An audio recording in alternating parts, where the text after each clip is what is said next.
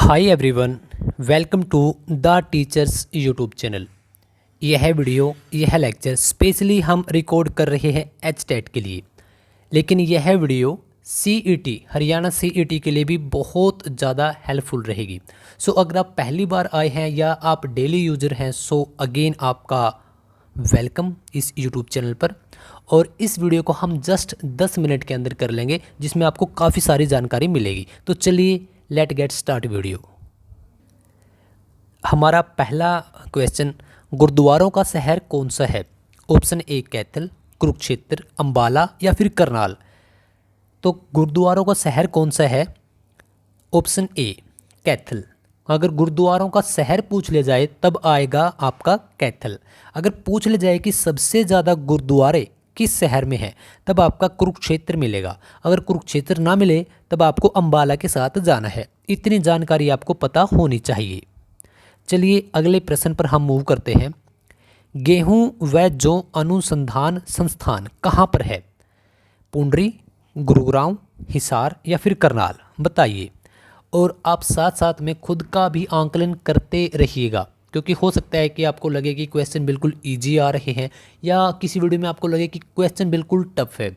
तो ना तो ज़्यादा क्वेश्चन टफ आते हैं और ना ही ज़्यादा आपके इजी आते हैं, मॉडरेट आते हैं। 2-3 क्वेश्चन इजी आ गए तो बाकी के क्वेश्चन थोड़े टफ आ गए, 1-2 क्वेश्चन आपका मॉडरेट आ गया। तो ऐसे ही करके आएंगे। लेकिन आपको इन वीडियोज़ का फ़ायदा ऐसे हो सकता है कि अगर आप डेली क्लास लेते हैं या फिर आप पीडीएफ डाउनलोड करके पढ़ लेते हैं, तब इसमें जो भी उसके आसपास की इन्फॉर्मेशन आपको प्रोवाइड करवाई जाती है, अगर आप उसके साथ साथ वो इन्फॉर्मेशन लेते रहते हैं तो यकीनन आपको बहुत सारा फ़ायदा मिल सकता है। तो बताइए, गेहूं व जौ अनुसंधान संस्थान कहाँ पर है? तो करनाल के अंदर है। और यह कब बनाया गया था? 1978 में बनाया गया था। यह करनाल में है। तो चलिए अगले क्वेश्चन पर, जाट गजट समाचार पत्र किसने और कब निकाला? वेरी वेरी मोस्ट इंपॉर्टेंट, और बहुत बार अनेक एग्जामों में बहुत बार यह रिपीट भी हो चुका है। तो अगर जाट गजट समाचार पूछा है तो सर छोटू राम, चौधरी छोटू राम। और यह कब निकाला गया था? 1916 में निकाला गया था, रोहतक से। और यहाँ पर आप देख भी सकते हैं कि आपके सामने एक तस्वीर है उसी जाट गजट न्यूज़पेपर की, लेकिन यह 1917 में, यानी कि उससे अगले साल 1916 में स्टार्ट किया गया है। यह न्यूज़पेपर है 1917 का। यह रियल तस्वीर है जो कि हमने गूगल से ली है। और अगर आपसे पूछ लिया जाए जाट समाचार यानी कि गजट निकाल दिया जाए पीछे, तब आपका आंसर रहेगा ऑप्शन ए बाबू कन्हैया। यह 1989 में इसको निकाला गया था। चलिए नेक्स्ट क्वेश्चन पर मूव करते हैं। हरियाणा में पहला राष्ट्रपति शासन कब लगा? अगर मैं पूछ लूँ कि राष्ट्रपति शासन अब तक हरियाणा में कितनी बार लगे हैं, तो 3 बार लगे हैं। तो वह 3 बार कब कब लगे हैं, चलिए यह बताइए। तो पहली बार लगा था 1967 में, दूसरी बार 1977 में और तीसरी बार 1991 में। जब पहली बार लगा था तो यह लगा था आपका 2 नवंबर 1967 से और 22 मई 1968 तक, यानी तकरीबन आप 6 महीने के लिए बोल सकते हो कि हरियाणा में पहली बार जब राष्ट्रपति शासन लगा था। लेकिन यह राष्ट्रपति शासन होता क्या है और क्यों लगता है?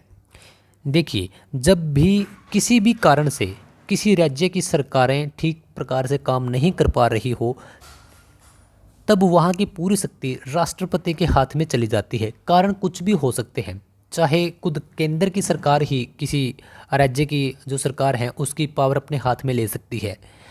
तो पहली बार 1967 में लगा था। और जो भी पूरा आप प्रशासन होता है, आप मान सकते हो जो भी पूरा ढांचा होता है, वह राष्ट्रपति ही कंट्रोल करते हैं। वहाँ पर राज्यपाल की कोई सुनवाई नहीं होती। चलिए अगला क्वेश्चन, नरवाना जो कि जींद डिस्ट्रिक्ट में है, इसके अंदर कौन सा पर्यटक स्थल है? काफ़ी इंटरेस्टिंग क्वेश्चन है ये। बुलबुल, हरियल या फिर हरियक, मैना या फिर नौरंग। देखिए, बुलबुल आपका जींद के अंदर है और हरियल या फिर हरियक, क्योंकि यहाँ पर हरियल भी मिल सकता है। और ये कहाँ पर है? यह है आपका नरवाना जींद के अंदर। मैना आपका प्रॉपर रोहतक के अंदर रहेगा। और नौरंग जो कि आपका महम में रहेगा। महम कहाँ पर है? रोहतक में है। एक बात और आप ध्यान दीजिएगा, हरियल यह जो ऑप्शन बी में आपको दिया गया है, यह यहाँ पर हरियक दिया गया है, लेकिन हरियल भी मिल सकता है, क्योंकि हरियल नाम का एक चौक है जो कहाँ पर है? नरवाना के अंदर है, जब हम हिसार की तरफ चले जाते हैं।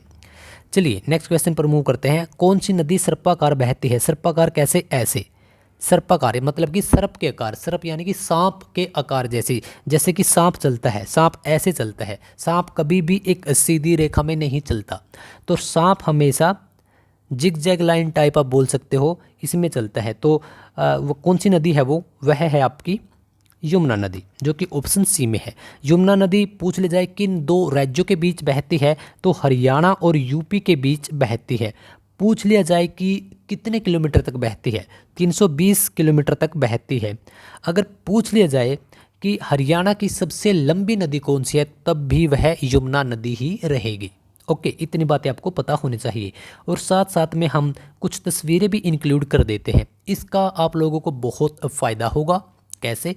क्योंकि जब भी हम वीडियोज़ बनाते हैं या फिर जब भी आप वीडियोज़ देखते हो, ऑडियो सुनते हो, तब आपके माइंड में सभी बातें बैठ जाती है। सबकॉन्शियस माइंड में अगर यह तस्वीरें चली जाती है, तो जितने भी फैक्ट्स मैं यहाँ पर बता रहा हूँ, उतने ही फैक्ट आपके एग्ज़ाम में भी आपको याद आ जाते हैं।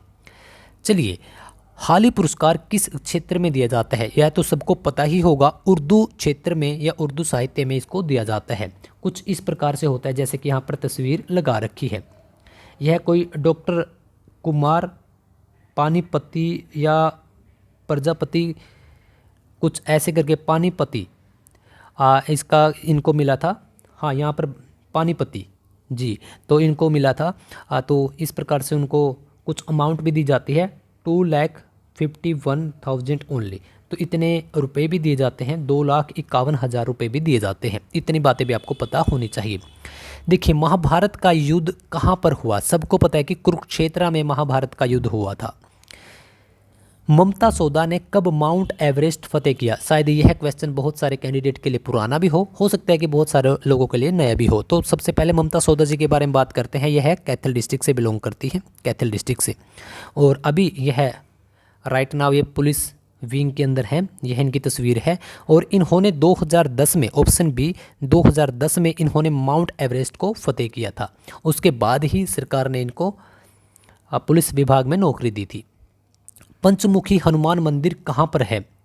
यह भी एक काफ़ी इंटरेस्टिंग क्वेश्चन है। जगाधरी, जगाधरी कहाँ पर है? यमुनानगर, पेपर सिटी जिसको बोला जाता है, यमुनानगर। तो आज मैंने थोड़ा सा जल्दी वीडियोस को रखा है, क्योंकि मैंने यही कि 8 से 10 मिनट के अंदर आपको 10-20 क्वेश्चन करवा देते हैं। वेरी मोस्ट इंपॉर्टेंट, आपका भी थोड़ा रिवीजन हो जाएगा। सेकंड यह है कि आपको भी, आपके एग्ज़ाम्स काफ़ी नज़दीक हैं, HTET और CTET के, तो आपको भी अलग अलग सब्जेक्ट की अलग अलग तैयारी करनी होती है।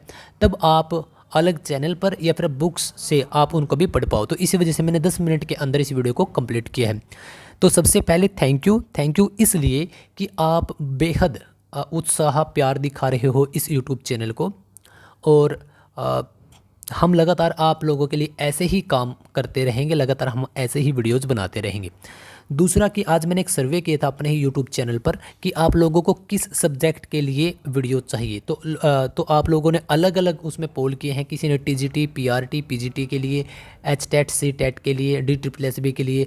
तो आपकी रिक्वायरमेंट के हिसाब से हम आराम से उनको स्पेसिफाई करके हम उनको लगातार आप लोगों के लिए कंटेंट बनाने की कोशिश करेंगे और बनाते ही रहेंगे।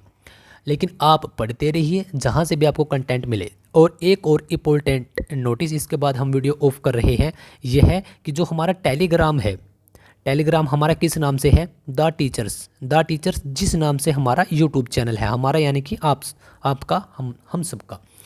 तो द टीचर्स के नाम से टेलीग्राम है। अगर अभी तक आपने ज्वाइन नहीं किया है तो कर लीजिए। मैं ऐसा क्यों बोल रहा हूँ?